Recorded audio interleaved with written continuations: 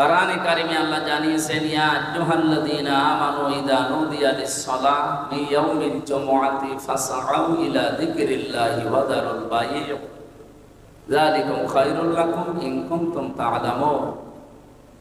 ওহে যারা ঈমানের দাবি করো, জমার দিন, বিশেষ করে জমার দিন যখন আযান দেওয়া হয়, দুনিয়ার কাজ কাম যত কিছু আছে সব বন্ধ করে নামাজের জন্য দৌড়াও। যালিকুম খায়রুল লাকুম, এটাই তোমাদের জন্য উত্তম, ভালো হবে, এটাই তোমাদের জন্য কল্যাণ হবে। ইন কুনতুম তা'লামুন, যদি তোমরা জানো। সম্মানিত মুসল্লিকরাম, আমরা আয়াতটা পড়ার পরে কিছু বিষয় এখান থেকে নিতে চাই। আল্লাহর ঘোষণা ছিল এটা, জমার দিন আজান হওয়ার সঙ্গে সঙ্গে সব কাজ কাম বাদ দিয়ে নামাজে আসতে বললেন আল্লাহ। এখানে জিকির মানে নামাজ। 1.5-2 ঘন্টার সময় লেগে যায় জমার দিন একেবারে শুরু থেকে শেষ পর্যন্ত নামাজের যত অনুষ্ঠান আদি আছে, কার্যক্রম সব শেষ করতে। আল্লাহ বলেন এটা উত্তম হবে কাজ কাম বাদ দিয়ে যদি আসতে পারো। আমরা চিন্তা করলাম যে কাজ কাম বাদ দিয়ে আসার পরেও আমাদের জন্য কল্যাণ হবে, উত্তম হবে, ভালো হবে, আমাদের উপকার হবে। কেন? কারণ যেই সমাজে নামাজ নেই, নামাজের শিক্ষা নেই, ওখানে যদি কেউ 5 লক্ষ টাকা 1 ঘন্টায় উপায় করে, ওই টাকা নিয়ে তার নিজের প্রতিষ্ঠান থেকে যদি বাড়ি পর্যন্ত আসতে চায়, যে সমাজে নামাজ নেই, যে রাষ্ট্রে নামাজ নেই, সেখানে চুরি আছে, ডাকাতি আছে, ছিনতাই আছে, রাহাজানি আছে। প্রতিমধ্যে যদি তাকে ধরে, সে যদি অর্থ দিতে না চায়, তাকে মেরেও ফেলতে পারে। তার টাকা তো সম্পদ তো নেবেই, তাকে মেরেও ফেলতে পারে। কিন্তু যে সমাজে নামাজ আছে, নামাজের শিক্ষা আছে, ওই সমাজে যদি ও ঘন্টায় 5 লাখ না 10 লাখ টাকা উপায় করে বৈধ পন্থায়, এই টাকাগুলো নিয়ে তার প্রতিষ্ঠান থেকে যদি বাড়িতে যেতে চায়, তার মনের ভেতরে শুধু আল্লাহ বাদে আর কারো ভয় থাকার কথা না। আল্লাহ তাআলা এইটা জানিয়েছিলেন যে নামাজের পরিবেশ যদি সৃষ্টি হয়, নামাজ যদি কায়েম হয়, তাহলে ওই সমাজে চুরি, ডাকাতি, রাহাজানি, ছিনতাই এগুলোর কোনো ভয় থাকবে না। তুমি ঘন্টায় 10 লাখ টাকা উপায় করলেও বাড়ি নিয়ে যাবে নির্বিঘ্নে, নিশ্চিন্তায়। এই জন্য নামাজের এত গুরুত্ব দিয়েছেন। অন্যান্য নামাজেরও গুরুত্ব আছে। জমার দিন বিশেষ করে এটা গরিবদের ঈদের দিন বলা হয়। গরিব মানুষ আমরা যারা আছি এদেশে, 6000 কিলোমিটার দূর এখান থেকে মক্কা মদিনা, এত দূর যেয়ে হজ করা প্রতিদিন তো সম্ভব না। জমার দিন যখন মানুষ আসে মসজিদে, এটা গরিবদের জন্য ঈদের দিন বলা হয়েছে। বলেন সুবহানাল্লাহ। আজকে নামাজের জন্য এসে কোনো মানুষ যদি সামনের কাতারে হুড়োহুড়ি না করে শান্তশিষ্ট ভাবে বসতে পারে, নবীজি বলেন তাকে একটা উট কোরবানি করার সওয়াব দেওয়া হয়। একটা উটের নাম কত বলেন? 15-20 লাখ টাকা। আপনি শুধুমাত্র আজানের সঙ্গে সঙ্গে এসে প্রথম কাতারে একটু বসেছিলেন নামাজের উদ্দেশ্যে, 15 থেকে 20 লাখ টাকা আল্লাহর রাস্তায় সাদকা করার সওয়াব অলরেডি আমরা অনেকে পেয়ে গেছি, আলহামদুলিল্লাহ। এরপরে যে আসে তাকে একটা গরু, এরপরে যে আসে সে একটা ছাগল, এরপরে যে আসে সে একটা মুরগি, এরপরে যে আসে সে একটা মুরগির ডিম। এরপরে যখন ইমাম সাহেব খুতবা শুরু করে দেন, আলোচনা আরম্ভ করে, তখন ফেরেশতারা এটা লেখা বন্ধ করে দেন। অন্তত আমরা যারা এর আগে চলে এসেছি আলোচনায়, কোরআনের কথাগুলো শুনছি, আল্লাহ যেন এই সওয়াব থেকে, নেকি থেকে আমাদেরকে বঞ্চিত না করে, বলেন আমিন। তাহলে জমার দিনের গুরুত্বটা বুঝলাম, যে সব কাজ কাম বাদ দিয়ে কেন নামাজে আসতে হয়। কারণ নামাজের পরিবেশ না থাকলে ওখানে নিরাপদ থাকা যায় না। এই জন্য আল্লাহ দিয়েছেন যালিকুম খায়রুল লাকুম, এটা উত্তম হবে তোমাদের জন্য, কল্যাণ। এর ভেতরে ভালো কিছু লুকিয়ে আছে। আমরা যে সমস্ত দেশগুলোতে নামাজের শিক্ষা দেখেছি, আফগানিস্তানে, সৌদি আরবে, এই জায়গাগুলোতে আমরা দেখি নামাজটা তারপর 100% কায়েম আছে আফগানিস্তানে। বাকি কোনো দেশে 100% নামাজ কায়েম নেই। যতটুকুই আছে তারা রাষ্ট্রীয়ভাবে, ব্যক্তিগতভাবে তারা নামাজ আদায় করার কারণে তাদের ব্যক্তি, পরিবার, সমাজ, রাষ্ট্রে শান্তির যে ফলগধারা প্রবাহিত হচ্ছে, আমরা ওই পরিবেশ বাংলাদেশেও দেখতে চাই নামাজের মাধ্যমে ইনশাআল্লাহ। আপনারা চান না? বলেন, আপনারা চান না? আজকের তেলাওয়াতকৃত আয়াত আপনারা মুখস্থ আছে অনেকে। সূরা মাউনের 4 নম্বর আয়াত থেকে আমরা তেলাওয়াত করেছি 7 নম্বর আয়াত পর্যন্ত। নামাজ একটা গুরুত্বপূর্ণ ইবাদত আমার আল্লাহর কাছে। পৃথিবীর যত বিধান সব জিবরাইলকে দিয়ে আল্লাহ পাঠিয়েছিলেন দুনিয়ায়, একমাত্র নামাজ আর সিয়াম, এই দুইটা আল্লাহ পাক নিজে আরশে মুহাম্মদ রাসূলুল্লাহকে ডেকে নিয়ে তাকে হাদিয়া দিয়েছেন। 50 ওয়াক্ত নামাজ দিয়েছিলেন, 6 মাস ব্যাপী রোজা দিয়েছিলেন। বিশ্বনবী যখন আসছিলেন আরশ থেকে, পথিমধ্যেই জালিলুল কদর নবী হযরতে মুসা পয়গম্বরের সাথে দেখা, ডাক দিয়ে বললেন, ইয়া রাসূলুল্লাহ সাল্লাল্লাহু আলাইহি সাল্লাম, আপনি আল্লাহর সাথে দিদারে গিয়েছিলেন, তার বাড়িতে মেহমান হয়ে কি দিয়েছে মেহমান হিসাবে? নবীজি আনন্দে বললেন, আল্লাহ আমাকে 50 ওয়াক্ত নামাজ দিয়েছে, 6 মাস ব্যাপী রোজা দিয়েছে। মুসা নবী ওই দিন বলেছিলেন, ইয়া রাসূলুল্লাহ, আপনার চাইতে আমার মর্যাদা সম্মান অনেক কম, কিন্তু অভিজ্ঞতা আপনার চাইতে আমার অনেক বেশি। কারণ আপনি দুনিয়ার জীবনে আমার পরে গিয়েছেন, আপনার আগে আমি দুনিয়ার জীবন শেষ করে এসেছি। বাস্তবতা আপনার চাইতে আমি অনেক ভালো জানি। আমি দেখেছি আমার উম্মতের উপরে মাত্র 1 ওয়াক্ত নামাজ ফরজ ছিল, এটাই তারা পড়তো না, এই তারা আদায় করে নাই, পালন করে নাই। আপনি 50 ওয়াক্ত পেয়ে আবার আনন্দে আছেন। আপনার উম্মত তো এত শক্তিশালী, এত মজবুত না। ফিরে যান, মহান আল্লাহকে বলেন তিনি যেন নামাজের সংখ্যা একটু কমিয়ে দেন। তিনি গেলেন, আল্লাহ 5 ওয়াক্ত কমিয়ে দিলেন। আবার যান, আবার কমিয়ে দিলেন। এভাবে কমাতে কমাতে 5 ওয়াক্ত এসে দাঁড়িয়েছে। হযরতে মুসা বললেন, ইয়া রাসূলুল্লাহ, আপনি আরেকবার যান। বিশ্বনবী বলেন, মুসা, আল্লাহ আমাকে দিতে চায় আর আপনি খালি কমাতে চান, আমি আর যেতে পারবো না, আমার লজ্জা করে। যা পেয়েছে এটাই আমার যথেষ্ট, থাক, আমার উম্মত পারবে আমার আশা। 6 মাস রোজা দিয়েছিলেন, কমাতে কমাতে সে 1 মাসে দাঁড়িয়েছে। বিশ্বনবীকে আল্লাহ জানিয়ে দিলেন, হে রাসূল, আমি কিন্তু 50 ওয়াক্ত লিখে ফেলেছিলাম। যেহেতু আমার লিখিত কোনো জিনিস পরিবর্তন হয় না, ওয়াতাম্মাত কালিমাতু রাব্বিকা সিদকাও ওয়া আদলা লা মুবাদদিলা লিকালিমাতি ইলা আখিরি আয়াত। সূরা আনামের 115 নম্বর আয়াতের প্রথম অংশে আছে, আল্লাহ পাক বলেন, আমার যে কালাম, আমার কথা, এটা পরিপূর্ণ সত্য এবং ইনসাফ দিয়ে। 3 নম্বরে আমার কথা কোনোদিন রদ বদল হয় না, পরিবর্তন হয় না। আমি তো আপনাকে লিখেই দিয়েছিলাম 50 ওয়াক্ত নামাজ পড়া লাগবে, 6 মাস রোজা রাখা লাগবে। আপনার কনসিডারের কারণে আমি কমাতে কমাতে পর্যন্ত এসে দাঁড়িয়েছি। আপনার উম্মতদেরকে বলবেন, তারা যদি এতটুকু আদায় করতে পারে, আমি 50 ওয়াক্ত নামাজের সওয়াব দিয়ে দেব। বিশ্বনবী এর জন্য পৃথিবীতে যত কিছুর গুরুত্ব দিয়েছেন, সবচাইতে বেশি গুরুত্ব দিয়েছেন 2টা জিনিসের। যেদিন তিনি ইন্তেকাল করবেন, ওই দিন ছেলের কথা, মেয়ের কথা, স্ত্রীর কথা, নাতির কথা বলেন নাই। তিনি বলেছিলেন, as-salat as-salat ওয়া মা মালাকাত আইমানুকুম as-salat।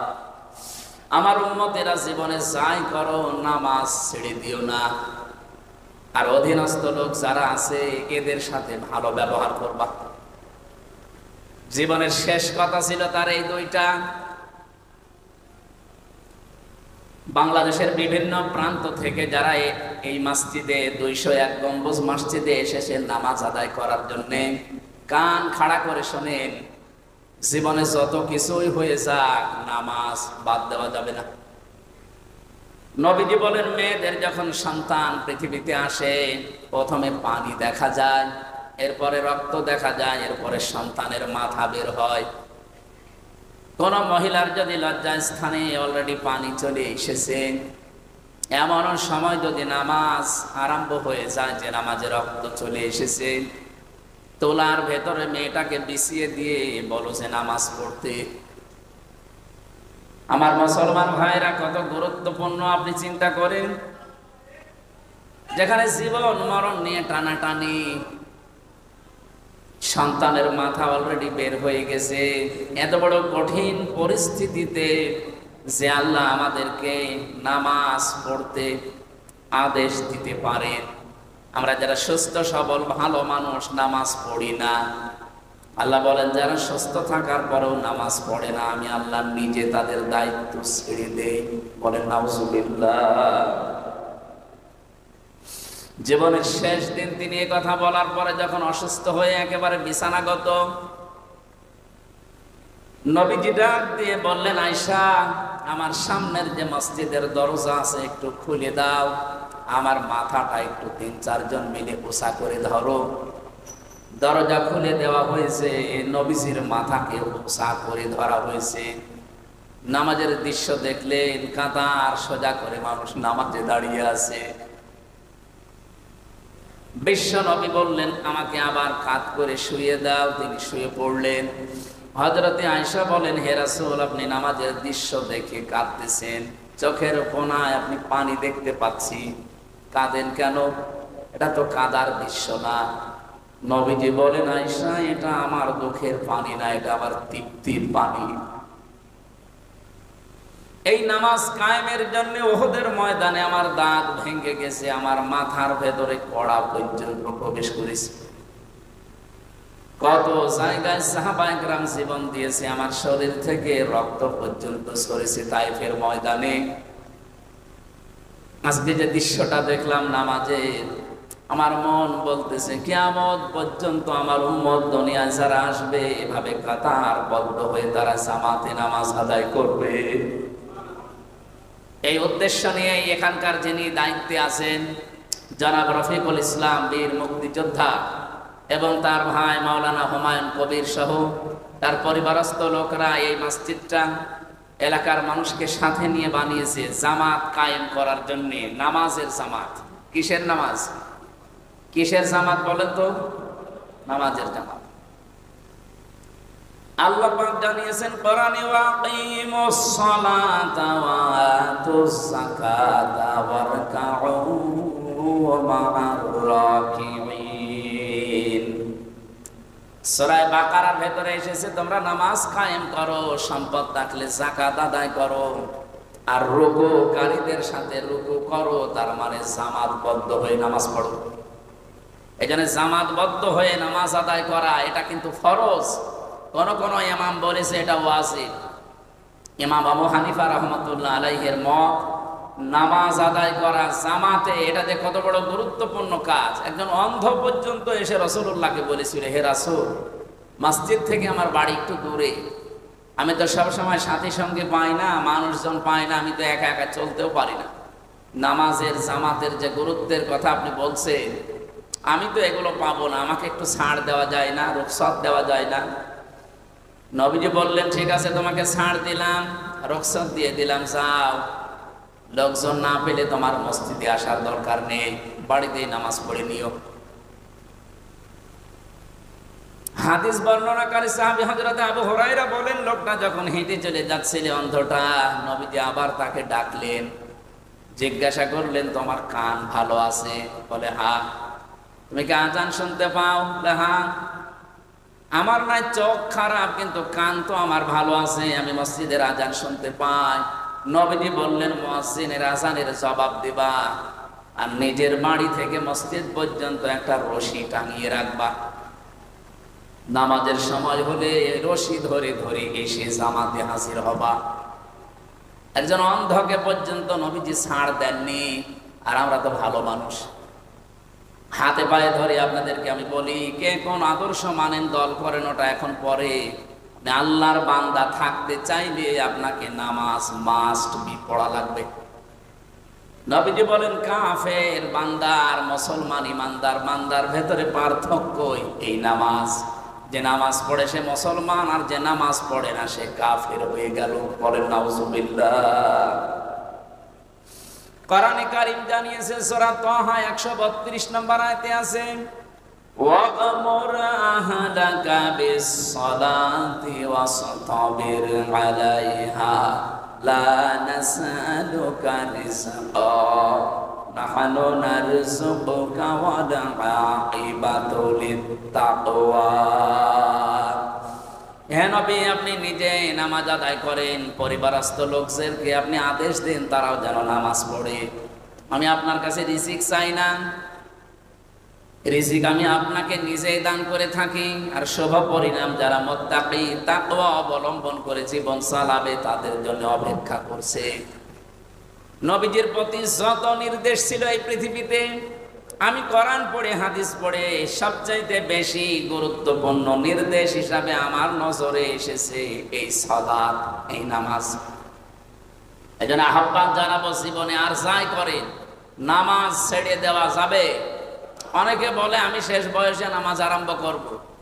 নামাজ ভালো কাজগুলো যখন শুরু করব আগে অন্যায় কাজ ছেড়ে দেই, এরপরে নামাজ শুরু হবে না।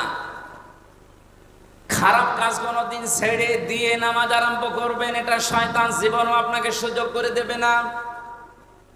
আপনাকে অন্যায় কাজ করার পাশাপাশি নামাজ যদি আরম্ভ করেন, নামাজই আপনাকে অন্যায় কাজ থেকে বাঁচাবে। সাহাবী এসে বলে, হে রাসূল, একজন নামাজও পড়ে চুরিও করে, নামাজ পড়ে মিথ্যা কথা বলে। নবীজি বললেন তাকে চুরি করতে দাও, নামাজ পড়তে দাও, অতি শীঘ্রই তার নামাজ তাকে অন্যায় কাজ থেকে বাঁচিয়ে রাখবে। বলেন সুবহানাল্লাহ।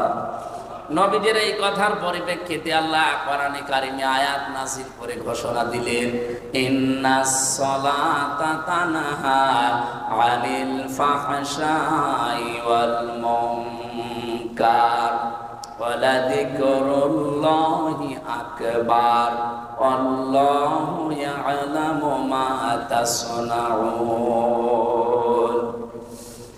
অবশ্যই নামাজ, আল্লাহ শুধু as-সালাত দিতে পারতেন, ইন্না লাগিয়েছেন।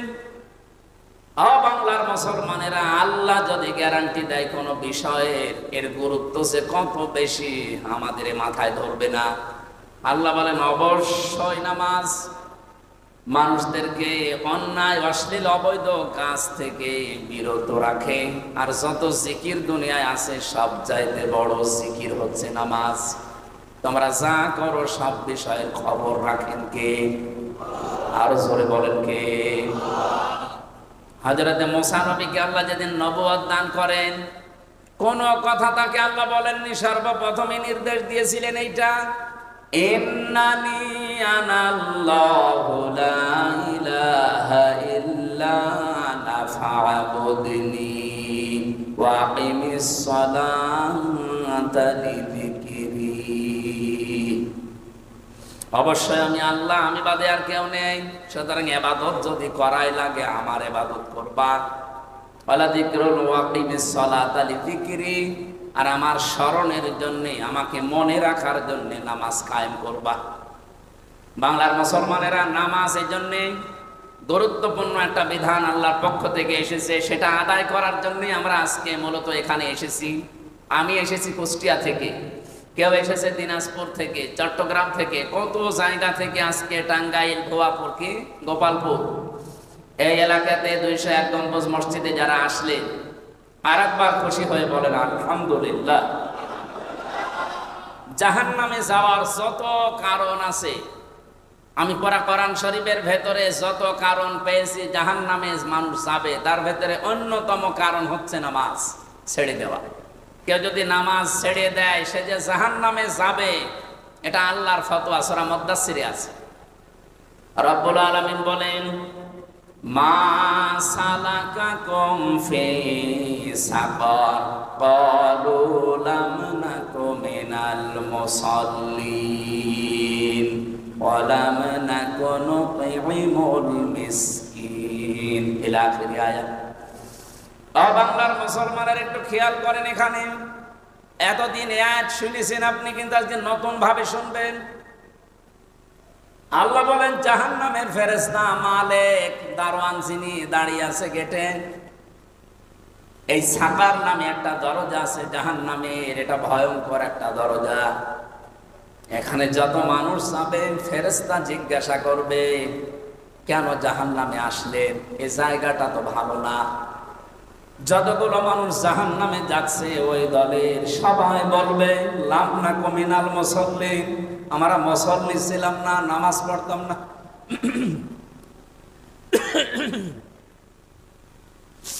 মুসলমান ভাইরা বলেন তো এখানে কলু, যারা গ্রামার বসে আরবি আলেমরা, এখানে আল্লাহ কোন মানুষকে নির্দিষ্ট করে বলেন নাই যে মুসলমান নামাজ পড়ে না, যে হিন্দু নামাজ পড়ে না, যে খ্রিস্টান নামাজ পড়ে না, এ কথা নেই। যেহেতু আল্লাহ ক্বালু লাম নাকু মিনাল মুসাল্লিন দিয়েছেন, যারা নামাজ পড়ে না তারা সবাই এক বাক্যে এই কথা বলবে যে জাহান্নামে সাকারে এসেছি, আমরা নামাজ পড়তাম না। তাই আমার প্রশ্ন হচ্ছে ইহুদিরা নামাজ পড়ে? জবাব দেন না। খ্রিস্টানরা নামাজ পড়ে, হিন্দুরা নামাজ পড়ে, বৌদ্ধরা নামাজ পড়ে, তার মানে ওরা আগেই মাইনাস। এ কথাটা আল্লাহ জানাতে চেয়েছেন মুসলমানদের ভেতরে যারা দাবি করে কিন্তু নামাজ পড়ে না, এরা যে জাহান্নামে সাকারে যাবে। আর কারো ফতোয়া লাগবে?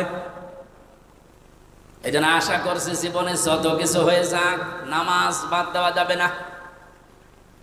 বিশেষ করে ফরজ নামাজ, আপনি সময়ের অভাবে যদি সুন্নত নফল নামাজগুলো পড়তে না পারেন পরবর্তীতে পড়ে নিয়েন, কিন্তু ফরজ নামাজ মাস্ট বি, এটা পড়াই লাগবে।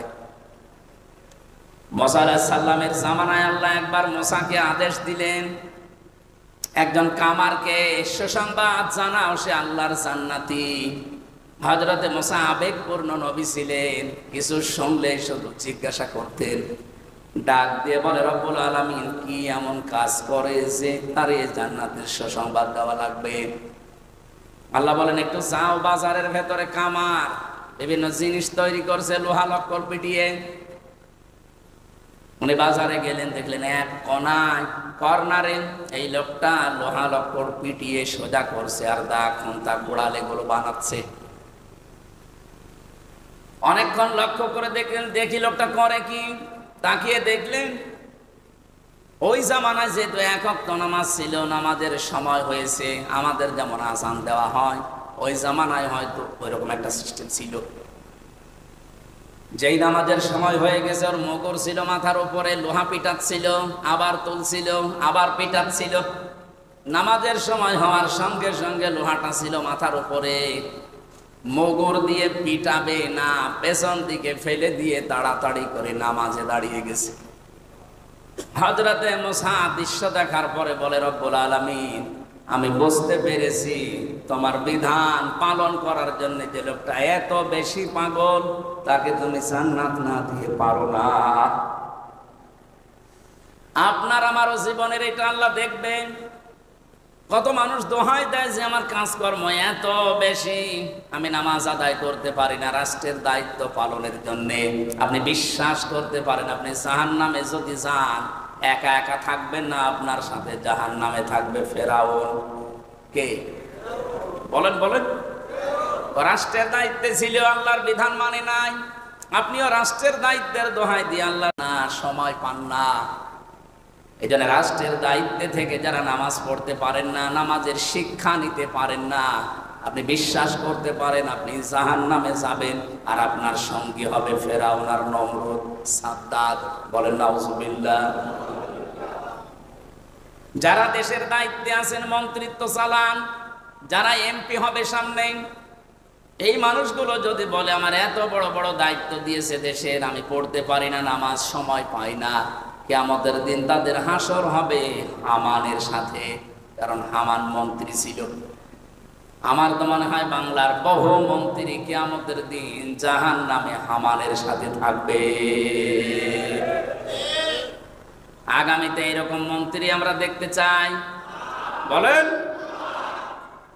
আমরা তো এমপি মন্ত্রী এমন চাই যারা কোরআন বুকে নিয়ে সংসদে যে নামাজের বিল আগে আনবে। এরকম এমপি এরকম মন্ত্রী চান না?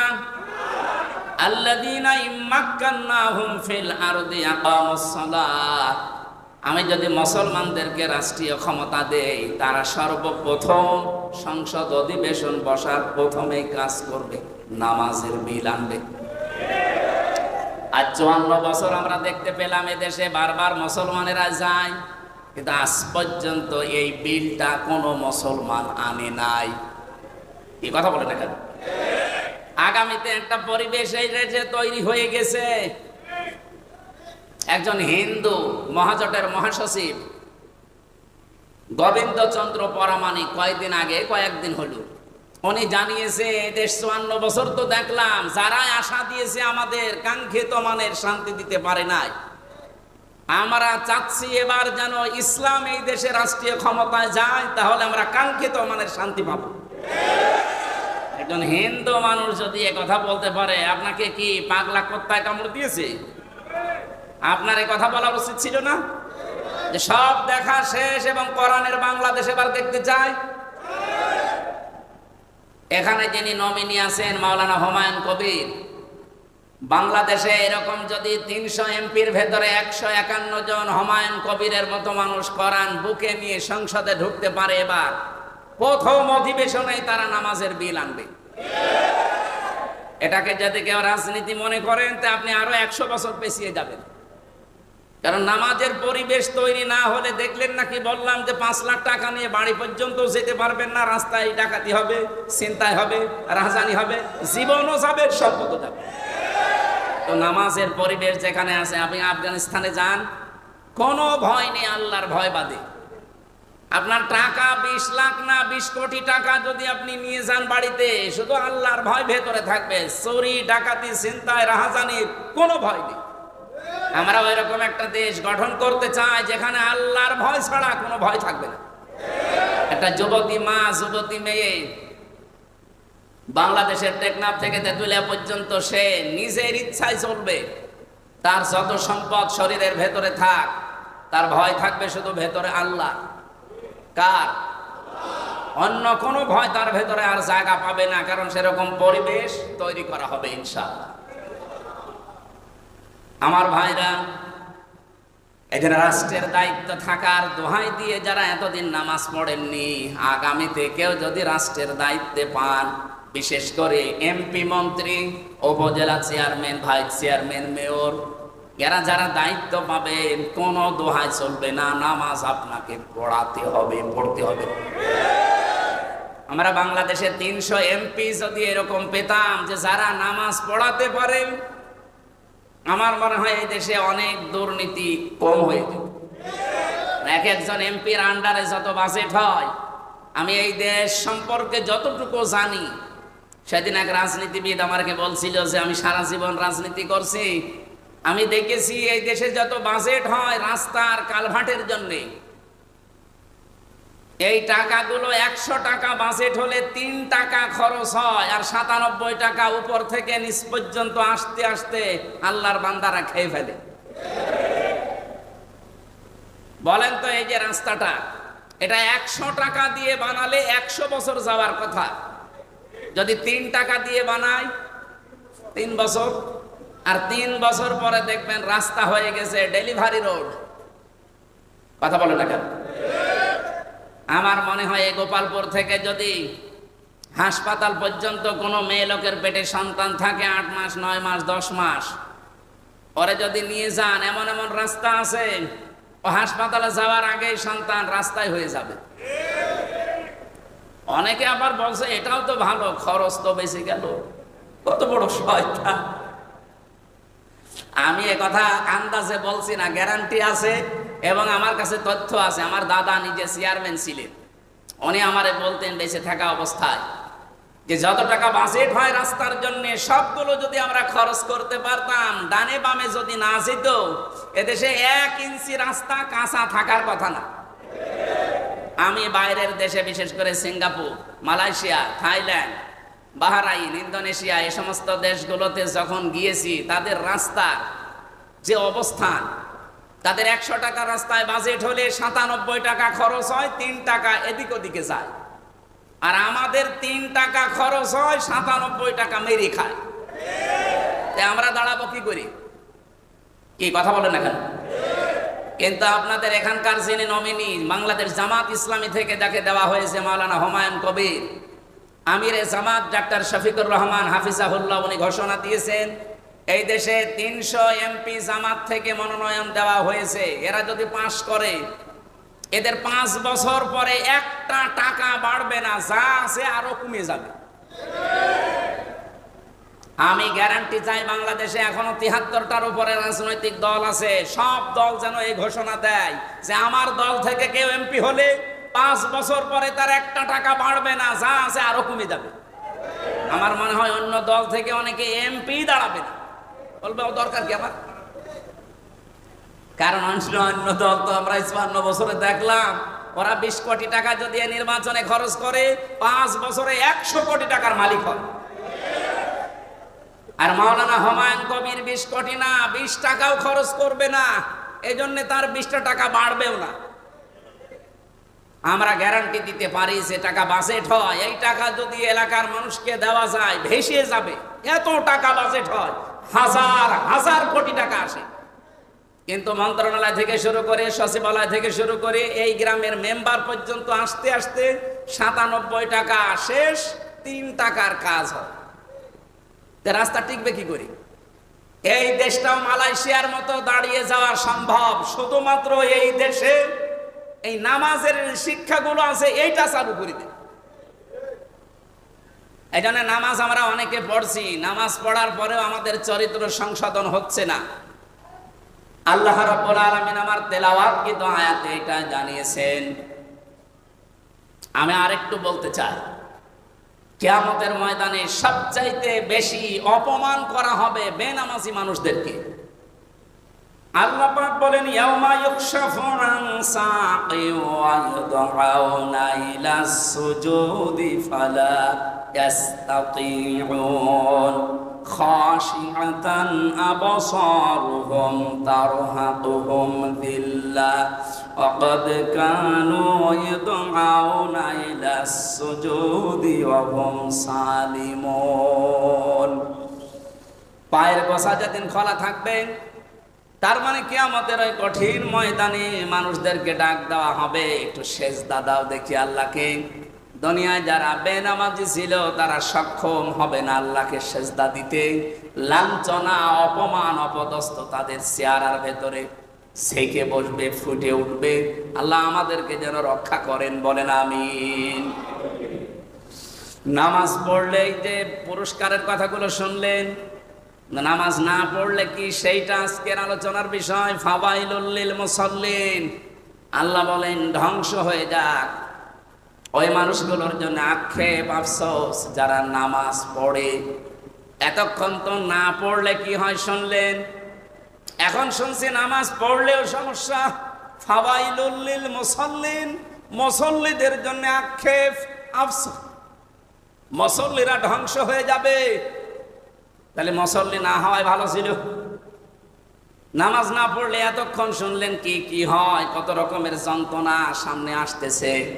আর নামাজ পড়লেও সমস্যা। কোন নামাজ পড়লে সমস্যা? আল্লাযীনা হুম আন সালাতিহিম সাহুন, ওই নামাজিগুলোর জন্য ধ্বংস, ওই নামাজিগুলোর জন্য আক্ষেপ আফসোস যারা নামাজ সম্পর্কে উদাসীন, বেখবর। সাহুন শব্দের ব্যাখ্যা আমি তাফসিরে পেয়েছি 4টা। এদিকে তাকান। এই পৃথিবীতে যারা নামাজ পড়ে কিন্তু 4টা বিষয় তারা মানে না, ওই মানুষগুলো নামাজ পড়েও ধ্বংস হবে, জাহান্নামে যাবে। 1 নম্বরে নামাজের ভেতরে যাদের খুশু খুজু নেই। প্রশ্ন আসতে পারে, খুশু খুজু এটা কি? নামাজের ভেতরে মন তৈরি করা। নবীজি বলেন, মানুষ যখন নামাজে দাঁড়াবে সে যেন এই মনে করে দাঁড়ায় যে আমি আল্লাহর সামনে দাঁড়িয়ে আছি, আমি আল্লাহকে দেখতে পাচ্ছি। কান্নাকা তারাহু, যদি সে দেখতে না পায় সে যেন এই বিশ্বাস নিয়ে নামাজে দাঁড়ায় যে আল্লাহ আমাকে অবশ্যই দেখতে পাচ্ছে। আমার তো মনে হয় পৃথিবীর কোনো ইবাদত আর লাগার কথা না, শুধু নামাজই যথেষ্ট হেদায়েত পাওয়ার জন্যে। আপনি যদি এই মন নিয়ে দাঁড়াতে পারেন যে আমি আল্লাহকে দেখতে পাচ্ছি, যেমন হযরতে তালহা রাদিয়াল্লাহু তাআলা আনহু পেয়েছিলেন। তিনি নামাজে দাঁড়িয়ে আছেন, তার বাচ্চাটা ছোট্ট বাচ্চা খেলা করছিল, পাহাড়ি এলাকা থেকে একটা সাপ এসে জড়িয়ে ফেলেছে। নামাজ শেষ পর্যন্ত নামাজে আছে, স্বামী নামাজে আছে, স্ত্রী চিন্তা করলেন রাখা যাচ্ছে না, কি করা যায়। আশপাশের লোকজন নিয়ে এসে সাপটাকে মেরে বাচ্চাটাকে বিপদ মুক্ত করে বসে আছে। নামাজ শেষ করে তিনি জিজ্ঞাসা করলেন, স্ত্রী এতগুলো মানুষ বাড়ির ভেতরে কি করেন?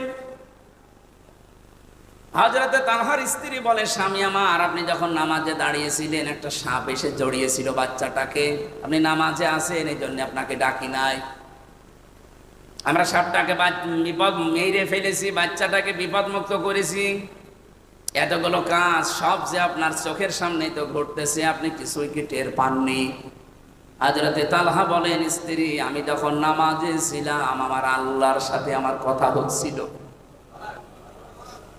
নামাজের ভেতরে যখন মন এদিকে ওদিকে চলে যায়, ওই নামাজ আর নামাজ থাকে না।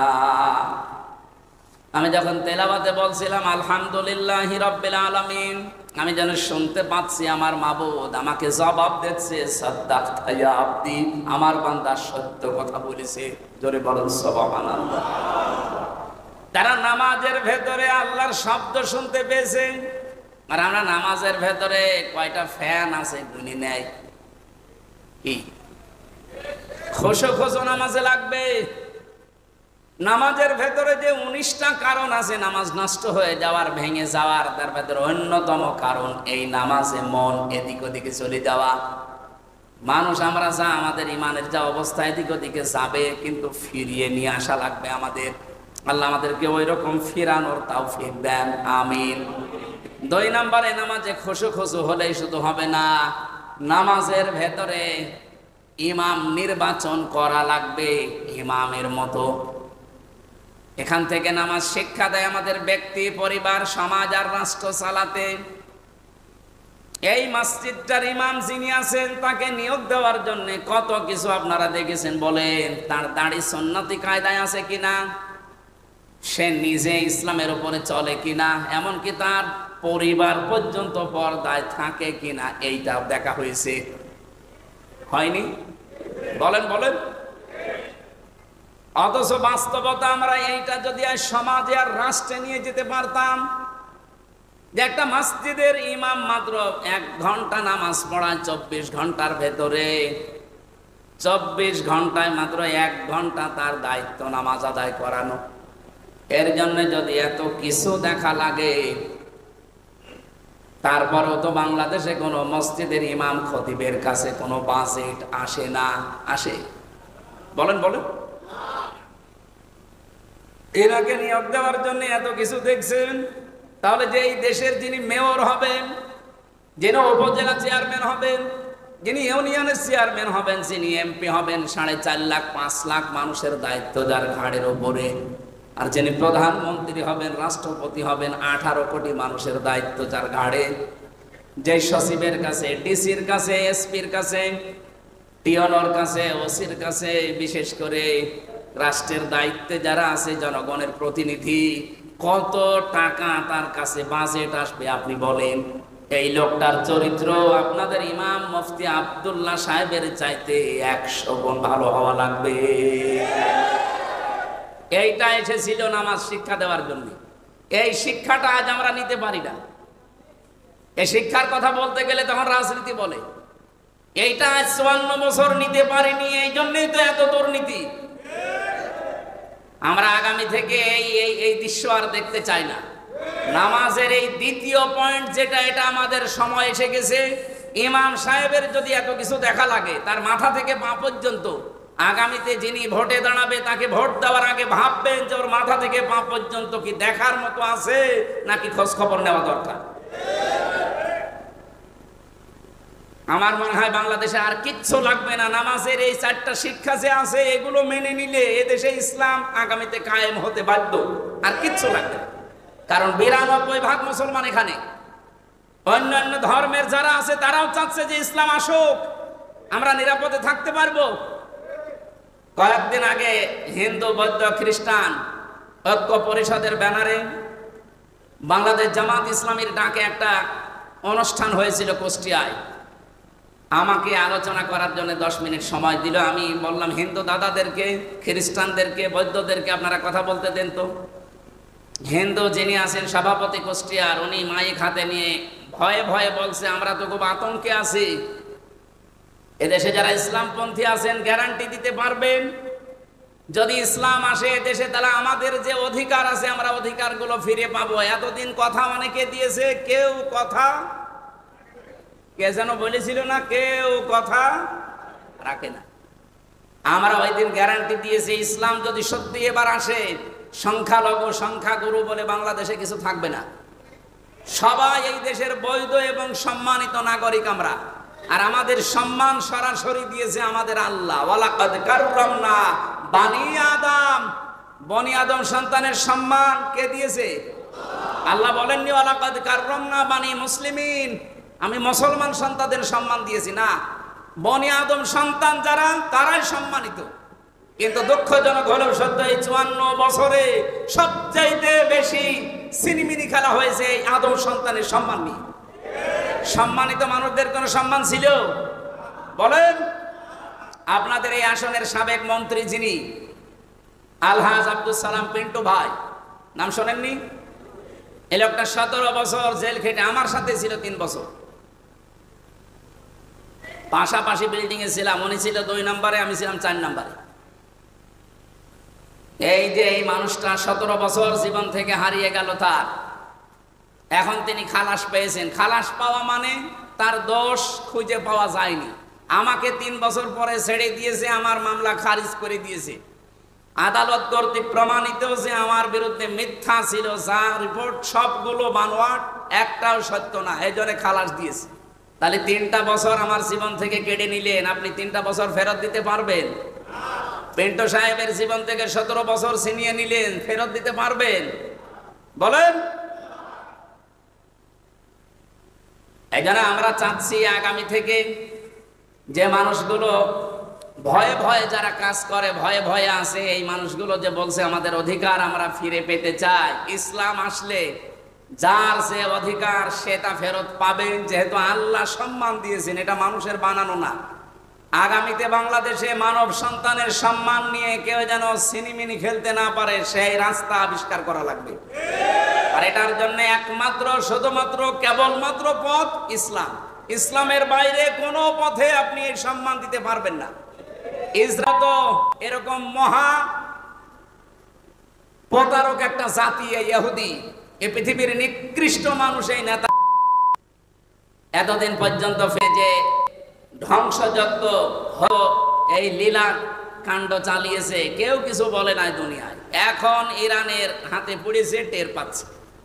কালকে থেকে আরম্ভ হয়েছে, বলছে কেন্দে বাসি ছেড়িয়ে দে মা, কেন্দে বাসি, যুদ্ধ বন্ধ করেন, আমরা শান্তি চাই, আমাদেরকে ফরগিভ আস, মাফ করে দে। কিসের মাফ? কোনো মাফ নেই। সারা বিশ্বের মুসলমানদেরকে আহ্বান জানাবো, 57টা মুসলিম রাষ্ট্রের প্রধান যারা আছেন, অমুসলিম যারা, রাশিয়া, উত্তর কোরিয়া, চীন, এরা পর্যন্ত এখন সাপোর্ট দিচ্ছে ইরানকে, যে চালান আপনারা। তারা মানবিকতার কারণে যদি সাপোর্ট দিতে পারে, আমরা ইমানের কারণে 57টা মুসলিম দেশ সাপোর্ট দিতে পারবো না? এখন এই আকীদার প্রশ্ন বাদ দেন, সব সময় আমরা থাকবো জালেমের বিরুদ্ধে, মাজলুমের পক্ষে। সুতরাং ইরান যা করছে, পৃথিবীর নিকৃষ্ট জাতি ইহুদিদের মানচিত্র যেন দুনিয়ায় না থাকে, আমরা এইটা চাই। সর্বাত্মক সহযোগিতার আশ্বাস আমরা দিতে পারবো না ইনশাল্লাহ। আমরা নামাজের পরিবেশ কায়েমের মাধ্যমে আমাদের দেশে শান্তি আমরা স্থাপন করতে চাই। 3 নম্বরে যারা ধ্বংস হবে নামাজ পড়ার পরেও, যারা নামাজে যেটা পড়ে ওইটা বোঝে না। আর আমার মনে হয় বাংলাদেশে এরকম মানুষ 100 জনের 95 জন। এই জন্য আমরা নামাজের যা তেলাওয়াত করি পড়ি, এটা যেন বুঝি, সেই সিস্টেমগুলো চালু করার দরকার। 4 নম্বরে নামাজের ভেতরে ইমাম সাহেব ভুল করলে যেমন আল্লাহু আকবার বা সুবহানাল্লাহ বলে লুকমা দেওয়া লাগে, ভুল ধরা লাগে, আমরা যাদেরকে সামনে পাঠাবো, সে এমপি হোক, মন্ত্রী হোক, উপজেলা চেয়ারম্যান হোক, মেয়র হোক, যে যে দায়িত্বে থাকবে, 64 জেলার 64 জন ডিসি, এসপি, এএসপি, টিওনো, ওসি যারাই দায়িত্বে আছে 1628 জন মানুষ। কত? এই 1628 জন মানুষ যদি মানবতার বিরুদ্ধে যায়, দেশের বিরুদ্ধে যায়, আল্লাহ রাসূলের বিরুদ্ধে যায়, ইমাম সাহেবের মতো তাদেরকে ঐক্যবদ্ধ হয়ে ভুল ধরা লাগবে, সতর্ক করা লাগবে। এই 4টা কাজ যারা করে না তারা নামাজ পড়েও অয়েল নামক দোজখে যাবে। এটা এত নিকৃষ্ট, এই জাহান্নামে যাদেরকে আল্লাহ দেবে, অয়েল নামক এই জাহান্নামে, একটা গর্ত জাহান্নামে। নবীজি বলেন এই জাহান্নামে যারা যাবে তাদের চামড়া মোটা হবে 400 কিলোমিটার। চামড়া যদি 400 কিলোমিটার হয়, শরীর হবে কত কিলোমিটার? আমি গায়রুনের ব্যাখ্যা পড়েছি তাফসিরে, ওয়াইলুনের ব্যাখ্যা পড়েছি। এত বড় বড় কঠিন জায়গা এগুলো। এই নামাজি যারা নামাজের শিক্ষা নিতে চায় না তাদেরকে আল্লাহ এই জায়গাগুলোতে দেবেন। আল্লাহ আমাদের হেফাজত করুন। আপনারা 1টা পর্যন্ত সময় দিয়েছিলেন, আমরা 1:05 বাজে। এখন আর মনে হয় কথা বলা ঠিক হবে না। আয়াতগুলো আগামী থেকে যদি আবার কোনোদিন এখানে আসি বা আমার তাফসির মাহফিল থাকে, সেখানে আবার পরের কথাগুলো বলবো ইনশাল্লাহ।